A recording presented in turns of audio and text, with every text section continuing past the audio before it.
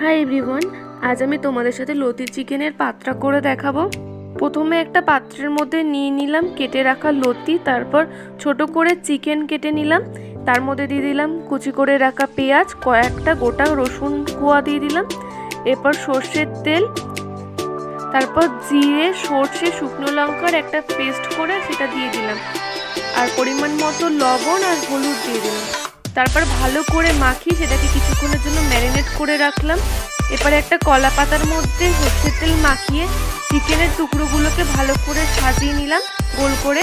মাঝখানটা ফাঁকা রেখেছিলাম, ওই জায়গাটায় দিয়ে দিলাম লতিগুলো, ভালো করে সাজিয়ে 30 মিনিটের মতো কম আঁচে একদম স্টিম করে নিতে হবে। এক পিঠটা হয়ে গেলে অন্য পিঠ ঠিক একইভাবে কলা পাতা দিয়ে স্টিম করে নিলেই রেডি চিকেন লতি পাতরা। ভিডিওটা কেমন লাগলো অবশ্যই জানিও। ভালো